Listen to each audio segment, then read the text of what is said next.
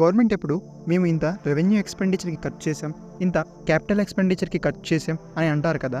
అసలు ఈ రెండు ఏంటి? ఫస్ట్, రెవెన్యూ ఎక్స్పెండిచర్ అంటే గవర్నమెంట్ రెవెన్యూ ఎక్స్పెండిచర్కి ఖర్చు పెట్టిన డబ్బులు ఫ్యూచర్లో ఏ విధమైన ఇన్కమ్ని కానీ వాల్యూని కానీ జనరేట్ చేయలేవు. ఎగ్జాంపుల్, లోన్స్కి ఇంట్రెస్ట్ పే చేయటం, ఉచిత పథకాలు ఇవ్వటం, శాలరీస్ ఇవ్వటం, ఇంకా సబ్సిడీలు ఇవ్వటం. క్యాపిటల్ ఎక్స్పెండిచర్ అంటే గవర్నమెంట్ క్యాపిటల్ ఎక్స్పెండిచర్ మీద ఖర్చు పెట్టిన డబ్బులు ఫ్యూచర్లో ఇన్కమ్ని కానీ ఇంకా వాల్యూని కానీ జనరేట్ చేయగలవు. Example, highways, roads, education, health, ఇంకా బ్రిడ్జెస్. ఇందులో గవర్నమెంట్ ఎక్కువగా రెవెన్యూ ఎక్స్పెండిచర్ మీద ఖర్చు పెట్టి క్యాపిటల్ ఎక్స్పెండిచర్ మీద తక్కువ ఖర్చు పెడితే అది కంట్రీకి బ్యాడ్. క్యాపిటల్ ఎక్స్పెండిచర్ మీద ఎక్కువ ఖర్చు పెట్టి రెవెన్యూ ఎక్స్పెండిచర్ మీద తక్కువ పెడితే అది కంట్రీకి గుడ్.